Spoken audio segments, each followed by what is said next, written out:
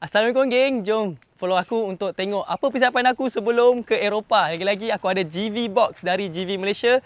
Kiri dan kanan belakang ada 3 box untuk aku isi barang keperluan, kelengkapan aku sepanjang aku travel. Kau tengok di sini ada sleeping bag, ada aku punya tilam. Kat sini pun ada. Belah kanan kemah. Yang penting kemah geng. Kemah ni yang penting muat dekat sini. Korang tengok.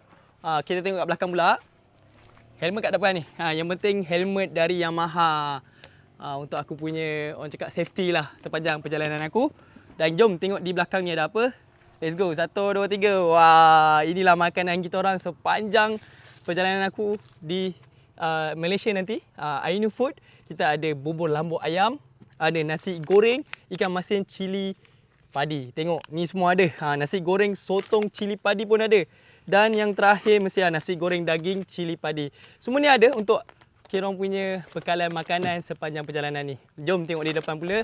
So, untuk 33 tahun, sempena ulang tahun GT Max 33 tahun, aku akan bawa motor ni ke Eropah. Itu yang lagi best untuk kita support GT Max.